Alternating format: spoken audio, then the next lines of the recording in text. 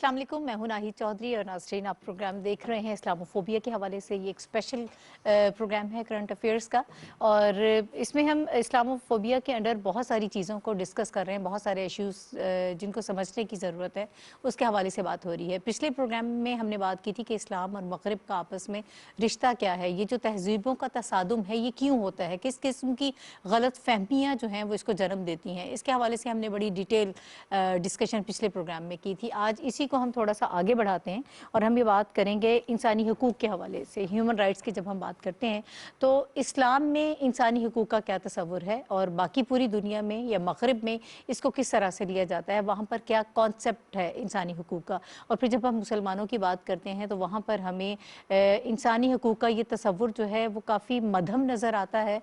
सारी दुनिया जो है वो अपने हकूक़ के हवाले से बहुत ज़्यादा कंसर्न्स भी होते हैं और बहुत सेंसिटिव भी है, ख़ास तौर पर मगरिब, लेकिन मुसलमानों के हवाले से हमें बहुत सारी चीज़ें मुख्तलिफ नज़र आती हैं। ये सब चीज़ें मुख्तलिफ क्यों हैं, कॉन्सेप्ट सब के लिए इक्वल क्यों नहीं है, ये सारी चीज़ें हम आज के प्रोग्राम में डिस्कस करेंगे। और मेरे साथ प्रोग्राम में मौजूद हैं सेनेटर बैरिस्टर मोहम्मद अली सैफ साहब। बहुत शुक्रिया सर आपका हमें प्रोग्राम में वक्त देने के लिए।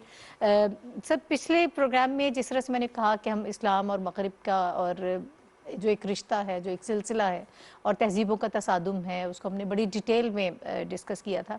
आज ह्यूमन राइट्स के हवाले से बात करते हैं कि इस्लाम में ह्यूमन राइट्स का पहले तो हम ये जान लेते हैं कि क्या कॉन्सेप्ट है, फिर उसके बाद बाकी दुनिया जो है वो उसको किस तरह से लेती है, उसकी तरफ आएंगे। देखें, ह्यूमन राइट्स तो बुनियादी तौर पर बशरी हुकूक या इंसानी हुकूक का तस्वर है कि इंसान जो है वो उसके कुछ हुकूक हैं जिनको किसी सूरत में पामाल नहीं होना चाहिए। लेकिन जब हम इस्लामोफोबिया के तनाज़र में इंसानी हुकूक की बात करते हैं तो जैसे हमने अपने पिछले प्रोग्राम्स में भी बात की कि मगरिब के अंदर जो इंसानी हुकूक का तस्वर है और फिर इस्लाम में जो इंसानी हुकूक का तस्वर है, इन दोनों को इन पैरायों में देखने की ज़रूरत है और उस मखसूस तनाज़र में भी देखने की ज़रूरत है कि जब हम कहते हैं कि मुसलमानों के इंसानी हुकूक, तो दूसरी तरफ से जवाब आता है कि हमारे इंसानी हुकूक, और फिर एक नई बहस छिड़ पड़ती है कि इंसानी हुकूक का कंसेप्ट क्या है। हमारे बाज़ लोग मुसलमानों में इंसानी हुकूक के मगरबी तस्वर को अटैक करते हैं कि ये मुल्हिदाना और एक लादीन तस्वर है, जबकि इस्लाम ने अपना तस्वर दिया है। मगरिब हमारे तस्वर इंसानी हुकूक पर एतराज़ करता है कि आपने उसको कंजर्वेटिव किया हुआ है, रजत पसंदाना तस्वर है।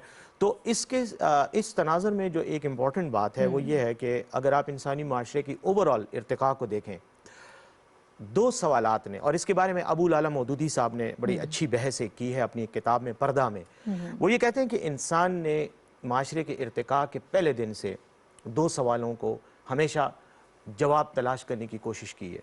दो सवालात उसके सामने हैं और पूरी तारीख़ को अगर आप देखें तो इनका जवाब ही उसमें ढूंढने की कोशिश की गई है। एक सवाल है इंसान और कायनात का आपस में ताल्लुक, कि मैं बतौर इंसान ओवरऑल इस यूनिवर्स में मेरी क्या पोजीशन है। और इंसान ने हमेशा, और इसी में तस्वर खुदा भी आता है। बाज़ लोग खुदा का तस्वर लाई कराते हैं, बाज़ कहते हैं खुदा नहीं है। जो लादीनियत का तस्वर है, मुल्हिदाना तस्वर, वो भी इसी सवाल के जवाब की तलाश की एक कोशिश है। दूसरा जो ताल्लुक है, दूसरा जो सवाल है अहम, वो मौदूदी साहब के बकौल इंसान और इंसान का रिश्ता है, ताल्लुक, कि मैं बतौर इंसान आपके साथ, मैं बतौर इंसान इनके साथ कैसे अपना ताल्लुक, किन बुनियादों पे इस्तेवार रखूंगा। ये दो बुनियादी सवालात हैं। अगर आप मज़ाहिब की तारीख देखें, अगर आप फ़लसफ़े की तारीख देखें, तो तमाम इंसानी अफकार की जितनी भी तरवीज हुई है, जितना भी इर्तिक़ा हुआ है, उसमें बुनियादी तौर पर इन्हीं दो सवालात का जवाब तलाश करने की कोशिश की गई है। ठीक है, किसी ने उसको एक तरह से जवाब सामने पेश किया है, किसी ने और तरह से किया है। इख्तिलाफात भी यहीं से ही पैदा होते हैं इन चीज़ों के जवाब। हाँ, बिल्कुल इंसानी हुकूक का जो कॉन्सेप्ट है वो भी इसी कॉन्सेप्ट से निकला है। हम तो बड़ी उसको सादा से अल्फाज में हुकूकुल्लाह और हुकूकुल इबाद में तकसीम कर देते हैं। और हुकूकुल इबाद, बिल्कुल इस्लाम ने उसको बड़ा सिंपल कर दिया। लेकिन इंसान ने अपने तौर पर इसका जवाब तलाश करने की कोशिश की। और ये बात अगर आप यूनानी दौर से पहले के भी आप नज़रियात की तरफ चले जाएं, जो कि अमूमन तारीख़ी रिकॉर्ड का हिस्सा नहीं है, लेकिन अगर आप वहाँ से जाएं और फिर जो इर्तिका हुआ तमाम सोच में, देखें एक खुदा और इंसान का तस्वर, उस पर मज़ाहिब आए, मुख्तलिफ किस्म के अफकार आए, और कुछ लोगों ने मज़ाहिब से इनकार किया। इंसान और इंसान का ताल्लुक जो है, इसमें फिर दो ताल्लुकात आते हैं। एक इंसान का माशरे के अंदर रोल, और एक इंसान का दूसरे इंसानों के साथ इनफिरादी रोल, जिसमें औरत और मर्द की हुकूक की बात भी आती है। तो हर मजहब ने, हर नजरिए ने अपना अपना तरीक़ेकार पेश किया। انسانی حقوق کی بحث یہاں سے سٹارٹ ہوتی ہے. تو ہم یہ کہہ سکتے ہیں کہ انسانی حقوق کا جو کانسیپٹ ہے یہ تاریخ میں اتنا ہی پرانا ہے جتنا انسان پرانا ہے.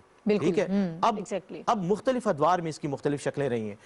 میں تھوڑا سا اسلام پہ اب آتا ہوں. اسلام چونکہ ایک وحی بیسڈ نظام ہے، یعنی ہمارا عقیدہ یہ ہے کہ اللہ تعالیٰ نے وحی نازل کی اپنے آخری رسول محمد صلی اللہ علیہ وسلم پہ، اور وہ وہی آج ہمارے سامنے قرآن کی شکل میں موجود ہے، کہ ہماری مقدس کتاب ہے. اس میں حقوق اللہ جیسے آپ نے بات کی اور حقوق العباد کا تصور دیا گیا، لیکن دونوں کا آپس میں رشتہ بھی ہے. آپ حقوق العباد کو حقوق اللہ سے الگ کر کے نہیں دیکھ سکتے، اور اسی طرح حقوق اللہ حقوق العباد کے بغیر کوئی معنی نہیں رکھتے. دونوں ایک دوسرے کے ساتھ جڑے ہوئے ہیں. یہ وہی سوال ہے جس کا میں نے کہا کہ مودودی صاحب نے اس کا کہا تھا کہ یہ رشتہ ایک لازم و ملزوم تعلق ہے دونوں سوالات کا. مغرب کا جو کانسیپٹ ہے نا، اس کو تھوڑا سا اب میں ایلابوریٹ کروں گا، کیونکہ اس وقت جب ہم انسانی حقوق کی بات کرتے ہیں تو مغربی انسانی حقوق کی بات کرتے ہیں، جو کہ اس وقت بین الاقوامی قوانین کی شکل میں دنیا میں رائج ہیں. مغرب کا جتنا بھی ریسپانس آیا ہے انسانی حقوق کے حوالے سے، یہ ایک ریئیکشنری ریسپانس ہے، یہ رد عمل کا ریسپانس ہے. اچھا، رد عمل کیسے ہے کہ مختلف سیاسی اور سماجی حالات کے تناظر میں جب معاملات خراب ہوئے، جب انسانوں کو شکایات پیدا ہوئیں، تو انسانوں نے اپنے حقوق کی بات کی.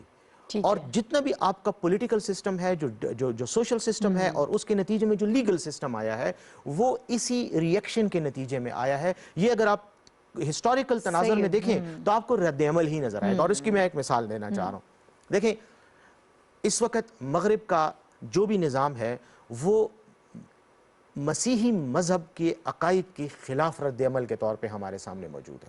اسی لیے وہ اس کو سیکولر سسٹم کہتے ہیں، کہ انہوں نے مذہب کو الگ کیا اور ایک نیا نظام جنم دیا. مسیحیت کے خلاف رد عمل کیوں ہوا؟ وہ اس لیے ہوا کہ جب مسیحیت کا ہولڈ مغرب پر آیا تو دو تاریخی ایونٹ ہوئے جس کو میرے خیال میں ہمیں سمجھنا بڑا ضروری ہے، اور یہ میری ناقص رائے میں یہی وجوہات ہیں اس موجودہ پرابلم کی بھی. دیکھیں، مسیحی مذہب محبت کی بنیاد پر ایک مذہب تھا. ہمارے مسلمان، ہم حضرت عیسیٰ علیہ السلام پہ بھی اتنا ہی ہمارا ایمان ہے کہ وہ اللہ کے نبی تھے. وہ آئے، انہوں نے ایک پیغام دیا. جو کچھ بھی ہوا ان کے جانے کے تقریباً 350-400 سال تک مسیحی مذہب دبا ہوا مذہب تھا، کیونکہ یہودیوں کا خطرہ تھا، یہودی ان کو کرش کر رہے تھے. اس کے بعد روم میں جب یہ مذہب کی ترویج ہوئی، اور وہاں پہ کیونکہ یہ رومنز کا دور تھا جب حضرت عیسیٰ علیہ السلام کی پیدائش ہوئی اور وہ حیات رہے، تو اس رومن دور حکومت میں اتنا شدید ریئیکشن آیا مسیحی مذہب کے خلاف کہ عیسائیوں کا، ان کے ماننے والوں کا بہت زیادہ استحصال کیا گیا. تو یہ لوگ تقریباً 350-400 سال تک بالکل دبے رہے، اور یہ چھپ چھپ کے تبلیغ کرتے تھے، اور ان میں سے جس کو پکڑا جاتا اس کو بہت دردناک سزائیں دی جاتی تھیں. بعد میں رومن شہنشاہ جو ہے وہ مسلمان ہو گیا. اس نے جب عیسائی ہو گیا، اس نے مسیحی مذہب قبول کر لیا. اور بلکہ میں اس کو اس لیے مسلمان کہوں گا کہ وہ اللہ اور اس کے رسول پہ اس نے ایمان لے آیا تھا. تو اس طرح سے وہ یقینی طور پر ایک اس نے وہ جو پیگنسٹ جو ایک پرانا نظام تھا اس کو ختم کر کے اس مذہب میں آ گیا. تو مسیحی مذہب کا ارتقاء ایک نئے دور سے شروع ہوا. لیکن یہاں پر ایک مسیحی مذہب کو ایک ایڈوانٹیج ہوا. وہ یہ ہوا کہ وہ مذہب جو 400 سال تک پرسیکیوشن اور ظلم اور جبر کا نشانہ بنے اس کے جو ماننے والے تھے، وہی مذہب اقتدار میں آ گیا بادشاہ کے قبول کرنے کے بعد. اس نے پورے رومن ایمپائر میں کرسچن مذہب کو سرکاری مذہب ڈکلیئر کر کے اس کی سرپرستی شروع کر دی. یہاں پر مذہب کا اور سیاست کا آپس میں ایک ملاپ آ گیا. ٹھیک ہے، حکومت کی سرپرستی میں آ گیا. اس نے چرچ بنائے، اور پھر اس نے اور بعد کے آنے والے ادوار میں بادشاہوں نے مذہب کو اپنے اقتدار کو جسٹیفائی کرنے کے لیے اور اس کو دوام بخشنے کے لیے استعمال کیا. تو مذہبی طبقات بھی بڑھتے گئے.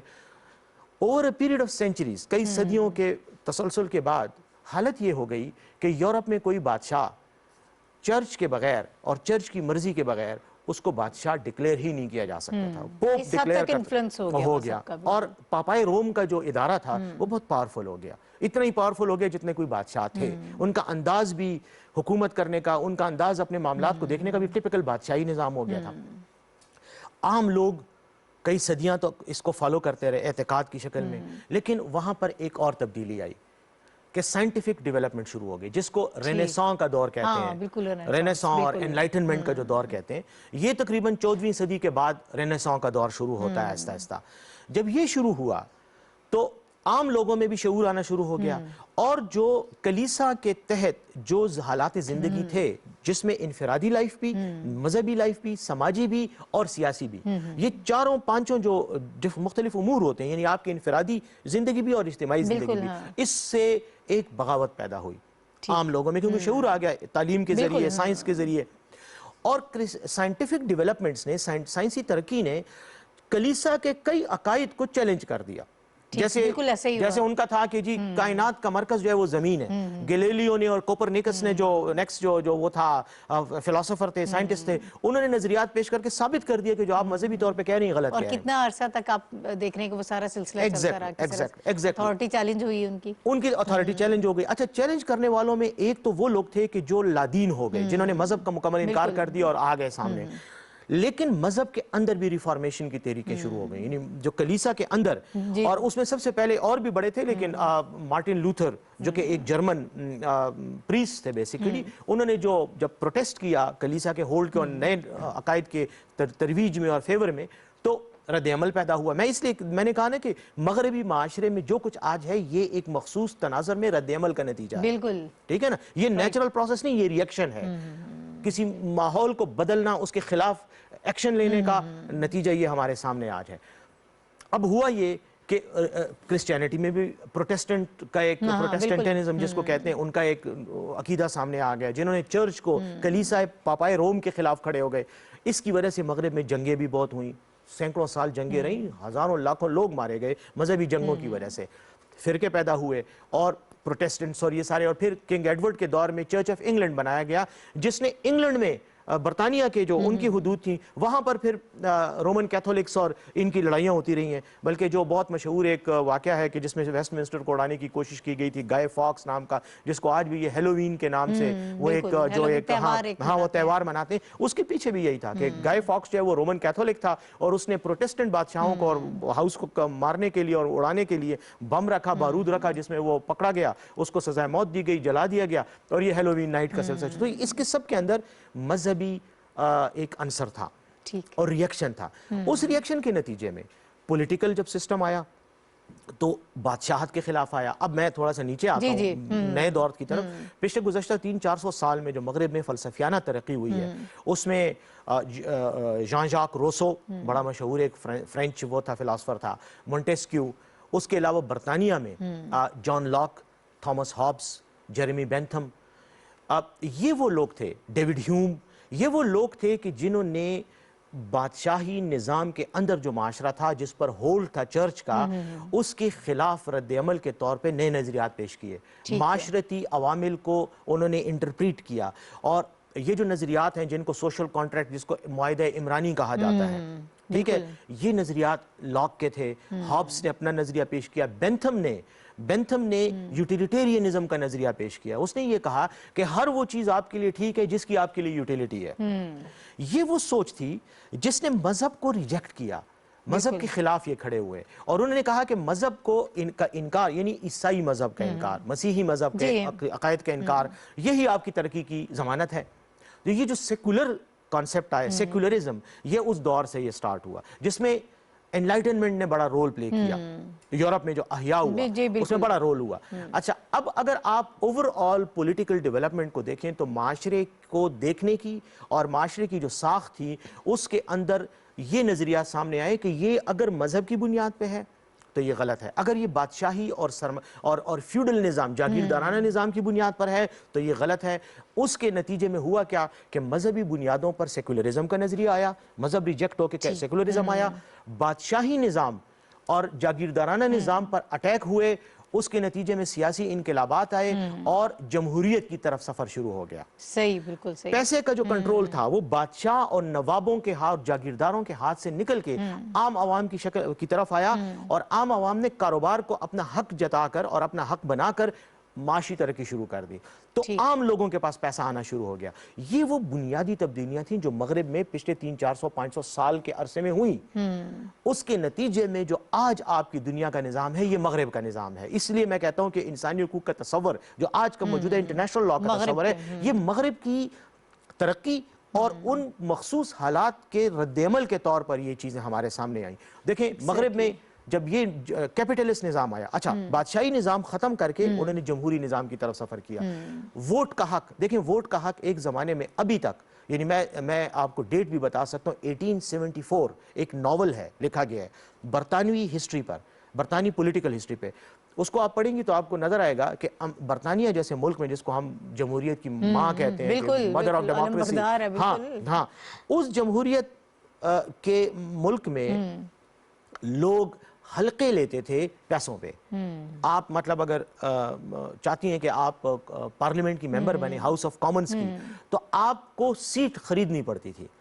ڈزرائیلی ایک بہت مشہور برطانیہ کا وزیر اعظم ہے, اس کے والد نے اس کے لیے سیٹ خرید کے دی تھی کہ یہ سیٹ ہے تمہاری. یہ سب سے پرانی جمہوریت کا یہ پرانی جمہوریت کا یہ حال تھا. وہ باقاعدہ تو پھر یہ جو آج کل ہو رہا ہے اس کا مطلب یہی تو جسٹیفائی یہ ہم تو اب اس دور سے گزرے ہیں جس سے وہ 300 سال 400 سال پہلے گزر چکے ہیں نا.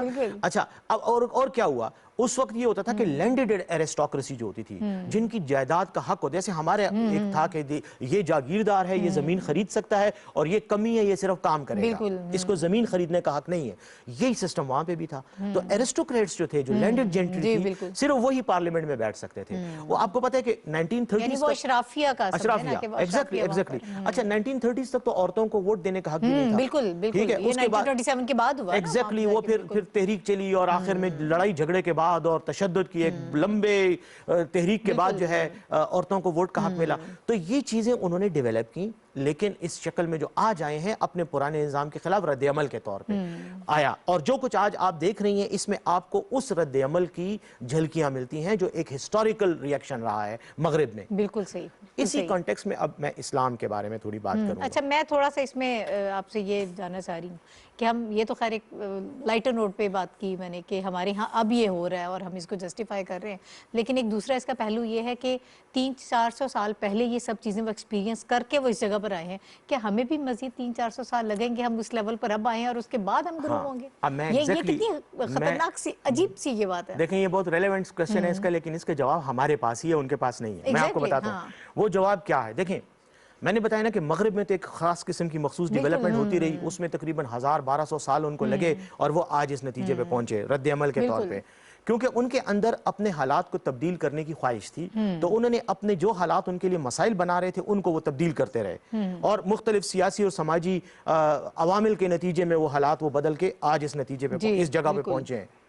ہمارا کیا ہوا, ہمیں ایک نظام, مطلب میں اگر اسلام کی بات اب کرتا ہوں مخصوص, اور اس میں میں کسی پہ اعتراض نہیں کرنا چاہ رہا لیکن میں ایک سچویشن سامنے رکھ رہا ہوں. رسول کریم صلی اللہ علیہ وسلم نے اپنی بعثت کے بعد آپ کو ایک نظام دے دیا کہ یہ آپ کا نظام ہے, یہ آپ کے حقوق اللہ ہیں, یہ آپ کے عقائد ہیں, اور یہ آپ کا عملی زندگی کا طریقہ کار. ہاں اس طرح سے آپ نے کرنی ہے تو آپ کا معاشرہ سٹیبل بھی رہے گا اور آپ جاؤ گے. جب تک آپ نے اس پہ عمل کیا آپ کے معاشرے میں ترقی ہوتی رہی, اور ترقی کے ساتھ ساتھ ایک اور چیز ہوئی, آپ کی انٹلیکچوئل ڈیولپمنٹ ہوتی رہی. ٹھیک ہے, آپ نے دنیا کو نظریات بھی دیے, آپ نے دنیا میں کنٹریبیوٹ بھی کیا. دنیا میں آج بھی ابن رشد, ابن خلدون اور ابو علی سینا اور ان لوگوں کا, فارابی کا, کے نظریات پر بحث ہو رہی ہے اور انہوں نے ان کو ڈیولپ کر کے آگے لے گئے.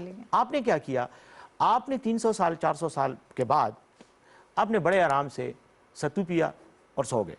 ٹھیک ہے, جب آپ سو گئے نا تو دنیا تو آپ کے انتظار میں نہیں تھی نا کہ یہ اٹھیں گے تو ہمیں قرآن کا درس دیں گے. دنیا تو آگے چلتی رہی. تو دنیا نے ترقی شروع کر دی. جب انلائٹنمنٹ کا دور آیا تو مغرب نے کیا کیا کہ انہوں نے اپنے بادشاہوں کے خلاف اور بادشاہی نظام کے تحت جو معاشی اور سماجی حالات ہیں ان کے خلاف رد عمل کے طور پہ نئے نظام تشکیل دینے شروع کر دیے.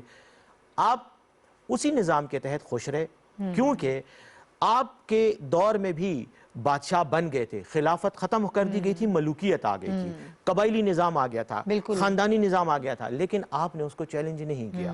کیوں کہ آپ کے پاس الٹرنیٹ متبادل کچھ نہیں تھا.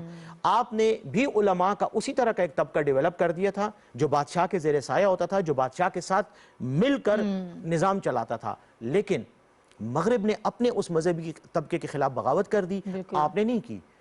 اس لیے نہیں کی کہ مغرب کے پاس سائنس آ گئی تھی، عقل آ گئی تھی، شعور آ گیا تھا، میتھمیٹکس میں، فلسفی میں، سائنس میں انہوں نے ترقی شروع کی. تو جب ترقی شروع کی تو انہوں نے یہ سوچا کہ یہ کیا مذاق ہے کہ ایک بندہ ہمیں کہتا ہے کہ تمہیں آ جاؤ چرچ میں اتوار کے دن تم یوں کر لو، وہ عبادت کر لو آدھے گھنٹے کی، تو تمہیں میں جنت کی چابی دے دوں گا. ایک بندہ جو روم میں بیٹھا ہوا ہے پوپ، وہ آپ کو بتا دیتا ہے کہ آپ سینٹ ہو، آپ ولی ہو، اور اللہ نے آپ کو جنت دے دی ہے دنیا میں ہی، وہ ڈیسائیڈ کر رہا ہے.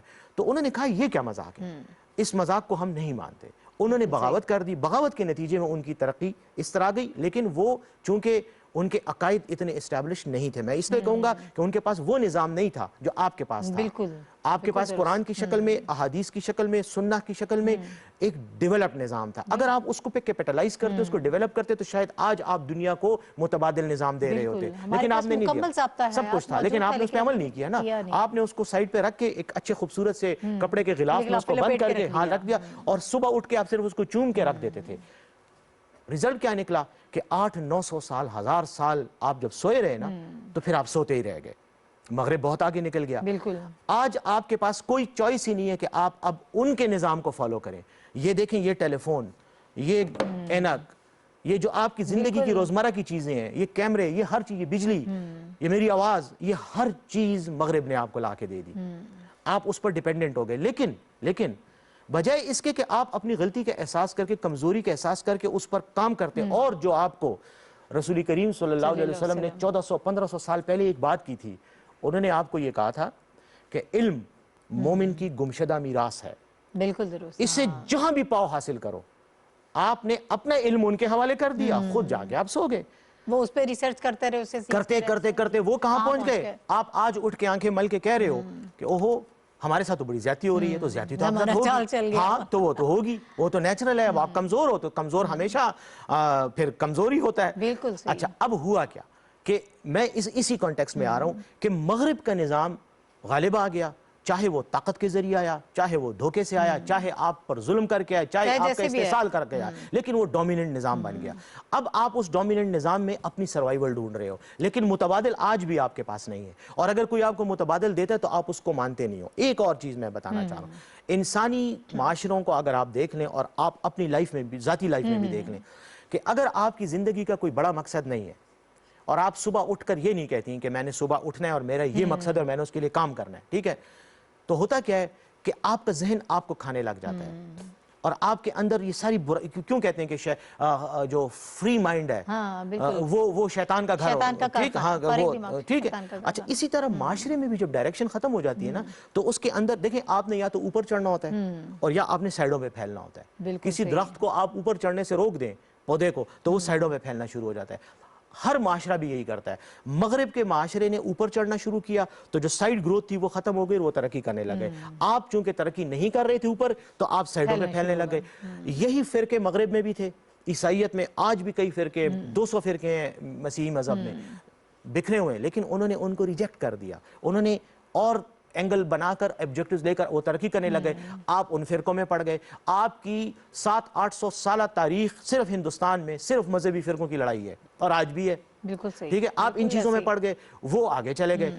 اب جب حقوق کی بات آتی ہے تو آپ یہ دیکھیں کہ آپ کے حقوق کا تصور وہی ہے جو آپ کو بتایا گیا ہے، لیکن جو عملی طور پر آپ کے سامنے نہیں ہے. ٹھیک ہے، آپ روایات کے، علامہ اقبال کہتے ہیں نا کہ آپ، وہ ان کا ایک شعر ہے کہ آپ روایات کے غلام بن گئے، جبکہ آپ کا دین ان روایات کو توڑنے آیا تھا.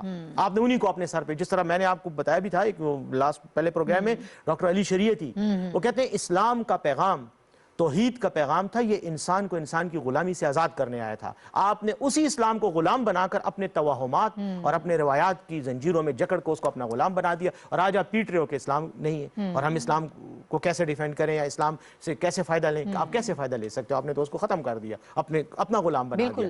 اب معاشروں کی بات میں آتا ہوں. دیکھیں، معاشروں کی ارتقائی اگر آپ حالت دیکھیں نا، یہ بھی ایک امپورٹنٹ سوال ہے، اس لیے میں اس کو آپ کی سوال کے اس میں آنا چاہ رہا ہوں، لیکن یہ وضاحت دیے بغیر میں بات کر نہیں سکوں گا. معاشروں کی آپ تشکیل دیکھیں، انسانی معاشروں میں 2 طرح کے معاشرے ہوتے ہیں. جب معاشرہ ڈیولپ ہوتا ہے نا، تو وہ اینتھروپوسینٹرک معاشرہ ہوتا ہے. یہ سوشیولوجی کے پرنسپلز ہیں. اینتھروپوسینٹرک وہ ہوتا ہے جس میں سوسائٹی کا ہولڈ انسانوں پر زیادہ ہوتا ہے. یعنی جو اجتماعی چیزیں ہیں کہ جیسے اونچی آواز میں بات نہ کرو، کیا نام ہے، عورت اور مرد کا یہ رشتہ ہے، عورت کو جو ہے گھر میں ہونا چاہیے، مرد کو باہر ہونا چاہیے. یہ وہ قبائلی روایات جب اوپر چڑھتی ہیں تو پہلے مطلب میٹریارکل معاشرہ تھا، پھر پیٹریارکل آ گیا، جو پدر شاہی معاشرہ جس کو کہتے ہیں. اچھا یہ اینتھروپوسینٹرک ہوتے ہیں عمرانیات کی زبان میں، سوشیولوجی میں. پھر ترقی ہوتی ہے، ترقی کے ساتھ ساتھ اویئرنیس آتی ہے، ایجوکیشن آتی ہے، پیسہ آتا ہے، اور over a period of time وہ ہوموسینٹرک معاشرے میں تبدیل ہو جاتا ہے. ہوموسینٹرک کیا ہوتا ہے؟ ہوموسینٹرک وہ ہوتا ہے جہاں اوور آل معاشرے سے زیادہ ایک انسان کی انفرادی حیثیت کو آپ اہمیت دینے لگ جاتے ہیں. اسلام نے آپ کو اینتھروپوسینٹرک معاشرے یعنی قبائلی روایتی معاشرے سے نکال کے ایک اینتھروپوسینٹرک معاشرے کا ایک پلان دے دیا. رسول کریم صلی اللہ علیہ وسلم نے آپ کو کہا تم میں سے کوئی بہتر نہیں ہے سوائے اس کے جو تقوی میں آپ سے بہتر ہو. اب تقوی کیا چیز ہے؟ تقوی کا مطلب یہ نہیں ہے کہ میں 5 کی بجائے 50 نمازیں پڑھوں یا سال میں 1 مہینہ روزے کی بجائے 11 مہینے روزے رکھوں. نہیں، یہ تقوی نہیں ہے. تقوی یہ ہے کہ آپ کا کردار اتنا سٹرونگ ہو جائے کہ آپ کو اچھے اور برے میں تمیز کا فرق آ جائے، آپ تمیز کر سکیں، ڈسٹنکشن کر سکیں کہ کون سی چیز ٹھیک ہے اور کون سی غلط ہے. اور یہ فرق تبھی آتا ہے جب آپ کیریکٹر کو ڈیولپ کریں. اب کیریکٹر کو ڈیولپ کرنے کا جو طریقہ تھا وہ ہم نے سائڈ پہ رکھ دیا اور ہم نے اسلام کو اعتقادات کا اور توہمات کا ایک مجموعہ بنا کے تعویذ بنا کے گلے میں ڈال دیا کہ یہ تعویذ اب ہمارے مسائل کا حل ہوگا. سب کچھ یہی کرے گا. ٹھیک ہے نا؟ ہاں یہی کرے گا. اب ریزلٹ کیا نکلا؟ وہ کہتے ہیں نا کہ جس قرآن نے تمہیں زندگی بسر کرنے کا طریقہ بتایا تھا اور دنیا میں رہنے کا، اس قرآن کو تم نے مردے کی موت پہ تلاوت کر کے بند کر کے کہ اب یہ مردے کو بخشوائے گا. زندگی میں جو کیا ہے وہی تمہیں بخشوائے گا. لیکن یہ ہمارا کانسیپٹ چینج ہو گیا. تو اسلام نے کیا کیا؟ آپ کو جو ہوموسینٹرک معاشرے کی طرف لے جانے کی صحیح تھی وہ رک گئی. اسلام نے نہیں روکا، آپ نے خود اس کو روک دیا. اچھا مغرب ادھر چلا گیا، ہوموسینٹرک معاشرہ بن گیا. اور ہوموسینٹرک معاشرے کی کچھ خرابیاں بھی ہوتی ہیں. وہ خرابیاں اسلام نے آپ کو منع کر دی تھیں، لیکن چونکہ آپ نے عمل نہیں کیا تو آپ اس سے بھگت رہے ہو. آج ہوموسینٹرک معاشرے میں ہوتا ہی ہے کہ جب آپ اینتھروپوسینٹرک معاشرہ ہوتا ہے نا تو وہاں پر سوسائٹی کے کمانڈز ہوتے ہیں، سوسائٹی کے جو رواج اور رسوم ہوتے ہیں وہ زیادہ حاوی ہوتے ہیں اور انسان ان کا غلام ہوتا ہے. آہستہ آہستہ جب آپ بڑھتے، اور یہ جو ڈیوڈ ہیوم کا میں نے کہا، جیریمی بینتھم کا کہا، لاک اور ہابس کا کہا، جو مغرب میں فلاسفر تھے، ان کے نظریات نے آپ مغربی معاشرے کو اینتھروپو سے ہومو کی طرف لے گئے. وہاں ہوتا یہ ہے کہ پھر وہاں پہ کچھ قباحتیں بھی آتی ہیں معاشرے میں. مثلا میں نے آپ کو بتایا شروع میں مودودی صاحب کا کہ عورت اور مرد کے رشتہ یہ کیا ہونا چاہیے. اس میں ہوموسینٹرک معاشرے میں آزادی کی بات ہوتی ہے، عورتوں کو آزادی دی جاتی ہے. جب آزادی دی جاتی ہے تو اس آزادی میں پھر بیلنس کا پرابلم آ جاتا ہے. جیسے مغرب کے بارے میں کہا جاتا ہے کہ وہاں آزادی تو ہے لیکن وہاں پر بیلنس خراب ہو گیا ہے. ٹھیک ہے، اسلام نے آپ کو وہ بیلنس دیا تھا، وہ آپ نے سائڈ پہ رکھ دیا. آپ نے اس بیٹی کو جس کے بارے میں قرآن نے اس کو کہا ہے کہ اس کو آپ نے وراثت میں حصہ دینا ہے، اس کو آپ نے وراثت کے حصے سے محروم کر دیا. لیکن غلافوں میں اور پردوں میں آپ نے اس کو جکڑ دیا کہ نہیں، تمہاری شکل اگر کسی کو نظر آئی تو تم گناہ کر رہی ہو. لیکن اگر تمہیں میں یعنی وہ ساری عزت غیرت کا معیار جو ہے وہ عورت کے ساتھ ہی اپنے ایسوسیٹ کر دیا. سارا وہی ہے. یہ نہیں کہ اس کو آپ نے ڈیولپ کرنا ہے، اس کو آپ نے اپنے پیروں پہ کھڑا ہونے کا موقع دینا ہے، ایجوکیٹ کرنا ہے. یہ نہیں کہ اسلام تو سارے یہ حقوق دیتا ہے نا خواتین کو، لیکن ہم نے اپنے رواج اور رسوم اور توہمات کی بنیاد پر اس کو سائڈ پہ کر دیا. آج جو معاشرے کا سیاسی نظام ہے پوری دنیا کا، وہ جمہوریت کا نظام ہے. ہم جمہوریت کا نام لے کے ہماری زبانیں تھکتی نہیں ہیں لیکن جمہوریت پہ ہم عمل نہیں کرتے. ایگزیکٹلی اسی طرح جیسے اسلام کا نام لے کے یعنی اسلام وہ یعنی کہتے ہیں مسلمان تو ہم ہیں اور ہر بات میں ہم ذکر بھی کرتے ہیں. لیکن اور میں نے ایک بڑا اچھا جملہ ایک دن پڑھا، وہ تھا کہ اسلام کو مدینہ سے ہندوستان آتے آتے ٹائم لگا، اسلام مدینہ میں رہ گیا، عقیدت یہاں آ گئی. اب ہم اسلام کے معتقد تو بہت ہیں، عقیدت تو ہمیں رسول کریم صلی اللہ علیہ وسلم کی ذات سے بہت زیادہ ہے. لیکن اگر رسول کریم صلی اللہ علیہ وسلم کہتے ہیں کہ جاندار تو انسان تو بہت دور کی بات ہے، ایک چڑیا پہ بھی تم نے رحم کرنا ہے، ایک کتے پہ بھی تم نے رحم کرنا ہے، اس کی وجہ سے بھی تمہیں رحم کی وجہ سے تمہیں جنت ملے گی. ہر رمضان میں ہم محفل میلادیں بھی کرتے ہیں، تراویح بھی پڑھتے ہیں، لیکن وہ جو روح ہے وہ ہماری ختم ہو چکی ہے. اب یہی وہ پرابلم ہے کہ جہاں سے لڑائی شروع ہوتی ہے آپ کی مغرب کے ساتھ. جب آپ اسلام کی بات کرتے ہیں تو وہ آپ کے قرآن کو دیکھ کے بات نہیں کرتے، نہ کوئی قرآن کو دیکھ کے کوئی بات کرے گا، وہ آپ کے رویوں کو دیکھ کے بات کریں گے. اگر آپ جمہوریت کو صبح شام الاپتے رہیں لیکن بعد میں آپ کا ویڈیو نکل آئے جس میں آپ لوگوں کو پیسے آفر کر رہے ہیں، تو آپ جتنی بھی جمہوریت اور پاکستان کا آئین لوگوں کو اٹھا کے دکھائیں گے، انہوں نے آئین کو نہیں دیکھنا، انہوں نے آپ کے رویوں کو دیکھنا. ایگزیکٹلی. تو مغرب کے ساتھ ہماری جو بنیادی جنگ ہے انسانی حقوق پر بھی اور یہ تہذیبوں کے تصادم پہ، یہ ہمارے حرکات اور ہمارے رویوں کی بنیاد پر ہے. اور جب ہم نے پچھلی گفتگو میں کہا تھا کہ جب آپ لوگوں کی گردنیں اللہ اکبر کہہ کے ذبح کریں گی रसूलुल्लाह सल्लल्लाहु अलैहि वसल्लम और हमारे इस्लाम का हुक्म है कि जानवर को भी जब ज़बह करो तो उसको भी तेज छुरी से करो ताकि उसको तकलीफ ना हो, ठीक है। उसकी गर्दन का वो काटो, रग काटो, ताकि उसको दिमाग को के ब्लड सप्लाई खत्म हो और वो दर्द की तकलीफ में ना मरे, बल्कि फौरन मर जाए, यानी उसकी डेथ हो जाए। हमने क्या किया, हमने इंसानों को अल्लाह के नाम पे ज़बह करना शुरू कर दिया। तो जब आप ये सब काम करेंगी ना, और हमारे मुसलमानों ने बड़े शौक से किया और फख्र से किया, वीडियोस बना के प्ले की, पीछे ला इलाहा इल्लल्लाह मोहम्मद रसूलुल्लाह भी लगाया हुआ था।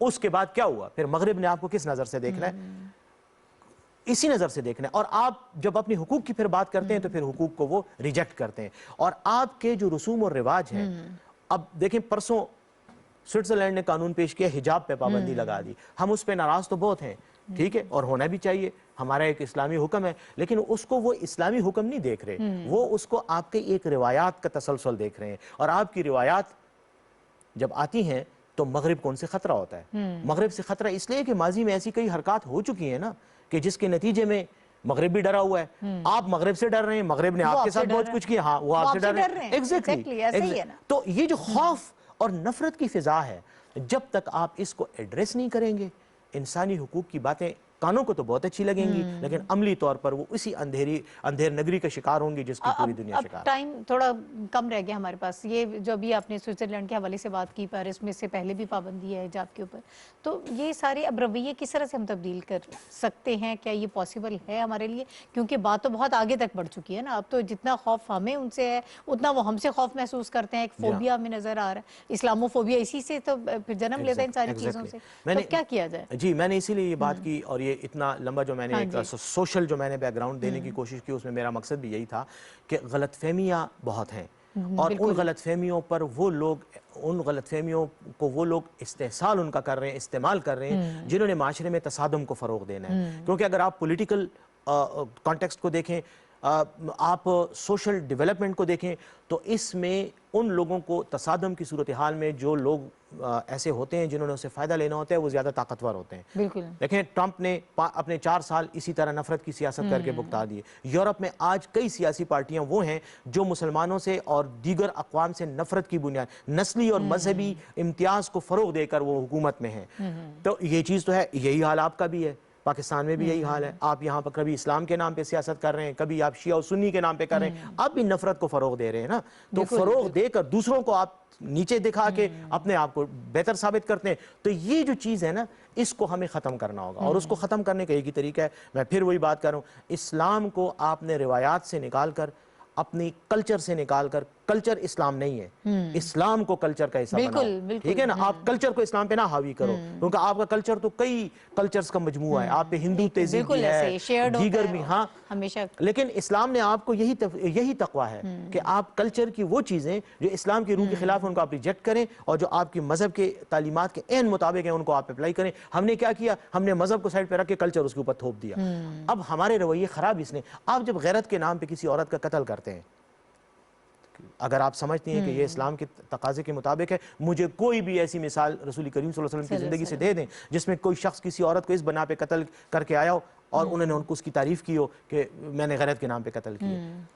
आप कर ही नहीं सकते ये काम, ये आपका काम ही नहीं है। बात यह है कि आपको इस्लाम की तालीमात जब आप अमल करेंगी तो आपको फिर अपने माशरती रवैये और कल्चरल रवैयों को साइड पे रखना पड़ेगा। यही तो वो तकवे का, और ये कल्चरल बिहेवियर तो बहुत ज्यादा स्ट्रॉन्ग है, बहुत स्ट्रॉन्ग है ना। इसको कैसे कम कर सकते हैं, चैलेंज कर सकते हैं? ये तो बहुत मुश्किल काम है हमारे लिए। मैं फिर यही बहुत ही कहूँगा, मुश्किल काम है, बहुत मुश्किल काम है। लेकिन अगर आपने मुसलमान होने का दावा करें तो फिर आप इस्लाम पे अमल करें, इस्लाम की तालीमात को समझें। अमल करने के लिए समझना जरूरी है। अब हम समझने की बात भी नहीं करते।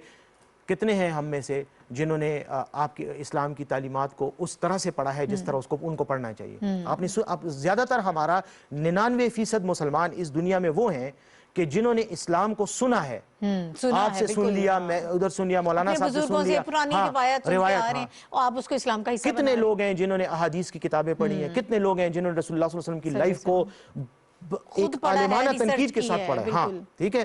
कितने लोग हैं जिन्होंने कुरान को उस तरह से, सवाब के लिए नहीं, समझने के लिए। हम तो सवाब के लिए पढ़ते हैं ना, पूरा पूरा कुरान पढ़ जाते हैं, एक लफ्ज का समझ नहीं होती क्या। तो ये जब रवैये होंगे तो गलतफहमियां भी होंगी और इस्लाम, ये प्रॉब्लम्स हमारे ऐसे रहेंगे। मेरी अपनी बात जो आपने बात की, देखें اب ایک اور سچویشن کو ہمیں ریئلائز کرنا پڑے گا، اور وہ ریئلائز یہ کرنا پڑے گا کہ آپ کا جو مخالف ہے وہ طاقتور ہے، آپ کمزور ہیں، آپ اس کے مقابلے میں بھی کمزور ہیں اور اپنی ذات میں بھی کمزور ہیں، آپ کی یہ عمارت گرنے والی ہے، آپ نے اس میں سے نکلنا ہے، اس فریم آف مائنڈ سے نکلنا ہے ایک، اور کنفرنٹیشنل فریم آف مائنڈ میں نہیں جانا۔ اگر آپ تصادم کے فریم آف مائنڈ میں جائیں گے نا کہ میں نے ان کو مارنا ہے، تو مارنے وارنے کا جو ہے تو آپ ہے نہیں، وہ تو بھول جائیں نا، ہاں وہ تو آپ بھول جائیں، ٹھیک ہے، آپ کسی صورت میں ان کا مقابلہ نہیں کر پا رہے، آپ کو اپنے کردار پر اور اپنی دین کی تعلیمات پر عمل کرنا ہے، بہتر انسان بننا ہے، اس کے بعد ان کے طریقہ کار کے مطابق آپ نے ان سے لڑنا ہے، اور وہ طریقہ کار کیا ہے؟ وہ قانونی طریقہ کار ہے۔ آپ کے آپس کی ڈیویژنز اتنی ہیں کہ آج تک کسی مسلمان ملک نے یہ جرت نہیں کی کہ وہ اقوام متحدہ میں باقاعدہ ایک جوائنٹ ریزولوشن لے کر آئیں جو سب کی متفقہ ہو، جس میں یہ کہا جائے کہ آج کے بعد رسول کریم صلی اللہ علیہ وسلم کی شان میں کوئی گستاخی برداشت نہیں کی جائے گی اور اس پر قانون بنایا جائے، اس پر قانون بنایا جائے۔ آپ نہیں کرتے، آپ کے پیغمبر کی شان میں ایک گستاخی ہوتی ہے، ایک ملک کہتا ہے میں نے ڈنمارک کے پروڈکٹ لینے نے، سارے باقی لے رہے ہوتے ہیں، آپ نے ان کے ساتھ معاشی مقابلہ کرنا ہے، آپ نے ان کے ساتھ پولیٹیکل مقابلہ کرنا ہے، مذہب کر کے آپ نہ وہ بات آپ کی سنتے ہیں نہ آپ کی بات وہاں جاتی ہے، ٹھیک ہے؟ کیونکہ جب آپ یہ کہتے ہیں کہ میرے مذہب کی توہین ہو رہی ہے، میرے اس نقاب کی توہین کیوں، مطلب خواتین کا یہ کہاں حجاب کی کیوں ہو رہی ہے، تو وہ کیا کہتے ہیں؟ وہ کہتے ہیں جس بات پہ آپ آج اڑ رہے ہو، انہی چیزوں سے تو ہم 700 سال پہلے اپنے آپ کو نکال چکے ہیں، ہمارا تو پورا نظام انہی باتوں کے رد عمل کے طور پہ ہے۔ کلیسا کو انہوں نے ریجیکٹ کیا، ان کی باتوں کو دیکھیں نا، آج مغرب میں اپنے جو ان کا مذہب ہے اس کے بارے میں مزاحیہ فلمیں بھی بنتی ہیں، ان کی تو کوئی تقدس نہیں ہے نا ان چیزوں کو، انہوں نے تقدس کچھ اور چیزوں کو دے دیا، آپ وہی پرانی چیزیں لے کے بیٹھے ہو۔ یہ وہ وجہ ہے کہ مغرب آپ کو نہیں سمجھ پا رہا، آپ نے ان کو یہ بتانا ہے کہ میرا کلچر سپیریئر ہے تمہارے کلچر سے، میری عورت اگر حجاب لے رہی ہے تو وہ پابندی کی وجہ سے نہیں لے رہی، زبردستی نہیں لے رہی، اس کا اپنا ایک فلسفہ اور اصول ہے، ہاں آپ اس کی چوائس کو رسپیکٹ کریں، لیکن وہ آپ لیکن آپ خود رسپیکٹ اپنے ملک میں بھی تو نہیں کرتے نا، نہیں کرتے نا، نہیں کر رہے، آپ اپنے ملک میں خواتین کا کیا حال کر رہے ہیں، تو جب آپ کا اپنا حال وہ اور دیکھتے ہمارے ہیں۔ ہاں رد عمل یہ 8 مارچ کو آپ نے دیکھا ہوگا، یہ جس طرح کی واکس ہوتی ہیں اور جیسے خواتین وہ آپ کو جو پلیکارڈز نظر آتے ہیں، ہمارے ہاں رد عمل یہ ہے۔ اچھا اب وقت تھوڑا کم ہے، کشمیر اور فلسطین کے حوالے سے بھی میں چاہ رہی تھی کہ ہم تھوڑا سا بات کر لیں کہ انسانی حقوق کا جو کانسیپٹ وہاں پر ہے یا جس طرح سے ان کے ساتھ جو سلوک کیا جاتا ہے تو وہ کیا چیز ہے، وہ کیا معیار ہے؟ دیکھیں جو انسانی حقوق کا کانسیپٹ ہے، ہمارے پاس ٹائم ہے ویسے کتنا ہوں کیونکہ مجھے پتا ہو کہ میں بہت زیادہ لمبا نہ کر دوں اس کو، اس سے بیکمز تقریباً 10 منٹ ہے میرا خیال میں ہمارے پاس۔ دیکھیں انسانی حقوق کا قانون جب آیا نا، میں تھوڑی سی اس بات پہ آنا چاہوں گا کہ جب دنیا میں کولونائزیشن کا دور آ، نو آبادیاتی حکومتیں آئیں، ریاستیں بنی تو مغرب کی تھیں اور ان علاقوں پہ افریقہ میں اور ایشیا میں قبضے تھے، تو کشمیر کے کانٹیکسٹ میں بات کروں، انسانی حقوق کی بات بھی شروع ہوئی، اور انسانی حقوق کا جو دور ہے نا یہ 3 حصوں پہ تقسیم کیا جاتا ہے۔ نمبر 1، یہ ایک جو ہے پہلی جو جنریشن ہے وہ سول اینڈ پولیٹیکل رائٹس کی موو ہے، اس کو پھر بعد میں کسی وقت ڈسکس کریں گے شاید نیکسٹ اس میں۔ ایک economic, social and cultural rights کا ہے۔ ایک جو تھرڈ جنریشن ہے اس کی، جو تیسری جو اس کی ویو ہے وہ ہے right to development and self determination.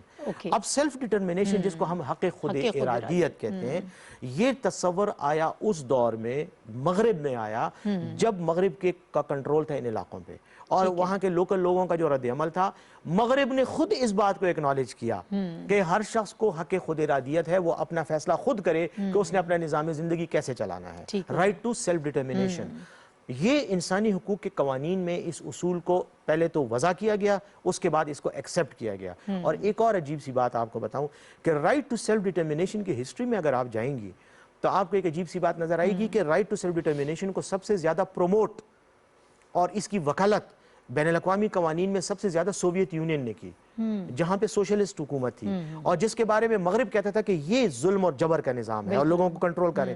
انہوں نے اس لیے اس کی وکالت کی کہ زیادہ تر دنیا میں جب کمیونسٹ انقلاب 1917 میں روس میں آیا اور اسٹالن اس کی لینن کی حکومت قائم ہوئی، تو زیادہ تر دنیا پہ فرانس اور برطانیہ اور باقی جو مغربی ممالک تھے، سرمایہ دارانہ ممالک، ان کا قبضہ تھا، ہندوستان میں بھی تھا۔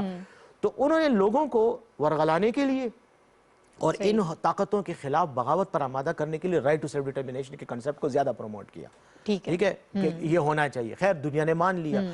اب آج رائٹ ٹو سیلف ڈٹرمنیشن ہر اس قوم کا بنیادی حق ہے جو آزادی چاہتی ہے، لیکن اس کے بھی کچھ قوانین ہیں جو انہوں نے بنائے ہیں، اس کی ڈیٹیل میں کسی اور وقت جائیں گے۔ لیکن جو بنیادی اصول ہے وہ یہ ہے کہ فلسطینی عوام کو بالکل حق ہے کہ وہ اپنا آزادی مانگے، کشمیری عوام کو ہے اور اسی طرح دیگر عوام کو ہے، جتنے بھی ممالک میں لوگ اس کا شکار ہیں، تسلط کا شکار ہیں، جبر کا شکار ہیں۔ مسئلہ یہ آ جاتا ہے کہ اس میں رائٹ کے ساتھ پولیٹیکل انٹرسٹ آ جاتے ہیں۔ ایک طرف آپ کا انسانی حق ہے، دوسری طرف آپ کے سیاسی مفادات ہیں۔ بالکل سیاسی مفادات کس کے ہیں؟ طاقتور کے ہوتے ہیں، اور طاقتور ممالک اپنے تمام انسانی حقوق کے فلسفے کو سیاسی مفادات کے تابع سمجھتے ہیں اور سیاسی مفادات کی عینک سے دیکھتے ہیں۔ جب وہ دیکھتے ہیں نا تو وہاں پر پھر ان کو ہندوستان کی عالمی منڈی نظر آتی ہے کہ ہمارے پروڈکٹس ہندوستان میں بکیں گے، ہندوستان سے ہمیں اچھی لیبر مل سکتی ہے، چیپ لیبر مل سکتی ہے، تو اس لیے ہم کیوں کشمیر کی بات کریں۔ آپ جو کشمیر کی بات کرنے والے ہیں، آپ کمزور پیڈسٹل پہ ہیں، آپ کمزور ہیں، تو جب آپ کمزور ہوتے ہیں تو آپ کے حقوق بھی کمزور لوگوں کے حقوق ہوتے ہیں، اور کمزور لوگوں کے حقوق کو طاقتور ہمیشہ تاریخ کے تناظر میں ایکسپلائٹ کرتا رہا ہے۔ میری اس کے بارے میں انڈرسٹینڈنگ یہ ہے کہ اگر ہم وہ لوگ جو کشمیریوں کے ساتھ اور فلسطینیوں کے ساتھ ہمدردی رکھتے ہیں، اگر ہم سب مل کر کشمیر کی بات کریں گے، فلسطین کی بات کریں گے، لیکن مل کر کریں گے، متحدہ کریں گے، اور مغرب کے سیاسی اور معاشی مفادات کو ضرب لگائیں گے، تو تب تو ہم اس بات میں کوئی وزن پیدا کر سکیں گے، ورنہ ہم صرف زبانی جمع خط کرتے رہیں گے۔ تو مشکل ہے، یہ اتحاد مشکل ہے۔ یہ تو آپ توہین رسالت پہ بھی آپ اکٹھے نہیں ہوتے، کبھی نہیں ہوتے۔ میں آپ کو ایک اور بات بتاؤں، میں نے کئی کانفرنسز میں شرکت کی، بین الاقوامی کانفرنسز میں، جہاں پر کشمیر کا مسئلہ اٹھایا ہم نے، آپ یقین کریں، اور یہ مجھے بہت دکھ ہوتا تھا، اور میں نے کئی بار یہ بات ریکارڈ پہ کی ہے، میری ویڈیوز اور تقریریں بھی ریکارڈ پہ ہیں، کہ فلسطین کے لوگوں کی ہم حمایت کرتے تھے، ہم کھڑے ہو کے کہتے تھے فلسطین کو اسرائیل کے خلاف آزادی ملنی چاہیے، لیکن فلسطینی کشمیر کی حمایت نہیں کرتے تھے، کبھی بھی انہوں نے ایک لفظ نہیں بولتے تھے وہ، اس لیے کہ وہ ہندوستان سے زیادہ توقع رکھتے ہیں ہیلپ کی، وہ ان ملکوں سے زیادہ توقع رکھتے ہیں سپورٹ کی جو کہ ہندوستان کے ساتھ ہیں۔ ایسا کوئی ملک نہیں ہے جو آپ کو کھل کر سپورٹ کرے، آپ اس میں بھی تنہا ہیں، لیکن اس میں کچھ ہماری اپنی غلطیاں بھی ہیں۔ ہم نے کشمیر کے مسئلے کو علاقے کا مسئلہ بنا کر پیش کیا، اگر اس کو ہم انسانی حقوق کا مسئلہ بنا کے پیش کر نہیں بنایا، ہم نے اس کو مارکیٹ ہی اس طرح سے نہیں کیا دنیا کے آگے۔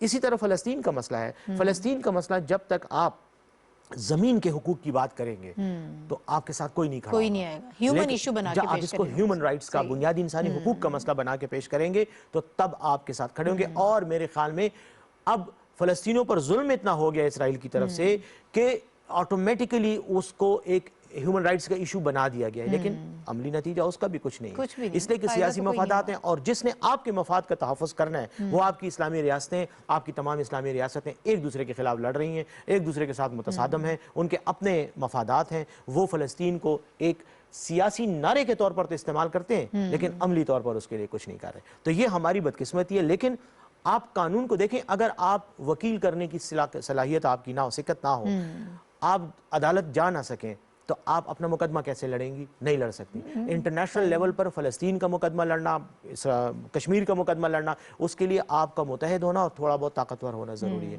وہ چونکہ ہم نہیں ہیں تو ہم خاموش ہو جاتے ہیں، تو بس پھر جیسے چل رہا کام چلتا رہے، اور اسی طرح ہم ظلم برداشت کرتے رہیں، کیونکہ مظلوم کے پاس، کچھ کمزور مظلوم کے پاس ظلم سہنے کے علاوہ کوئی آپشن تاریخ نے اس کو کبھی دی نہیں۔ لیکن جب تک آپ ذرا تھوڑا لاجیکلی نہ سوچیں، ذرا اپنی سوچ کے دروازے جو ہے وہ بند نہ کریں اور سیکھنے کی کوشش کریں تو حالات بدل سکتے ہیں۔ آپ حالت جنگ میں، اور رسول اللہ صلی اللہ علیہ وسلم نے آپ کو 1500 سال پہلے ایک فارمولہ دیا ہے جنگ لڑنے کا، انہوں نے کہا تھا جنگ ایک چال ہے، اس کو چال کی طرح لڑو، پاگل ہو کے نہ لڑو کہ تمہارے سامنے 10,000 لوگ کھڑے ہیں اور تم تلوار اٹھا کے ان میں گھس جاؤ، کبھی بھی نہیں ہوگا، کبھی بھی نہیں ہوگا۔ جنگ بدر میں بھی جب وہ گئے 313 تھے، مقابلے میں 1000 تھے، لیکن انہوں نے اسٹریٹجک لوکیشن پہ قبضہ کیا، پانی کے کنویں پہ پہلے قبضہ کیا، پوری میدان کو اپنے کنٹرول میں کرنے کے بعد وہ لڑے، تو جب لڑے تو پھر فتح بھی ہوئی۔ لیکن اگر آپ کے پاس اسٹریٹجی نہیں ہے، آپ کا پلان ہی نہیں ہے، آپ ایک دوسرے کے خلاف لڑتے ہوئے دشمن کے خلاف لڑنے جا رہے ہیں، تو پھر یہ جنگ آپ جانے سے پہلے، لڑنے سے پہلے ہار چکے ہیں۔ بالکل صحیح ہے۔ بہت شکریہ بیرسٹر محمد علی صاحب ناظرین ہمارے ساتھ موجود تھے۔ اسلاموفوبیا کے کانٹیکس میں ہم مختلف ایشوز کو ڈسکس کر رہے ہیں۔ آج ہیومن رائٹس کے حوالے سے ہم نے ڈسکشن کی ہے کہ اصل مسائل کیا ہیں، مغرب کا کانسیپٹ کیا ہے، اور اسلام جو ہے وہ ہیومن رائٹس کا کیا کانسیپٹ ہمیں دیتا ہے، اور ہماری اپنی کمزوریاں، کوتاہیاں کیا ہیں جن کو اوور کم کرنے کی ضرورت ہے۔ اس کے ساتھ ہی ناہید چودھری کو اجازت دیجیے۔ اللہ حافظ۔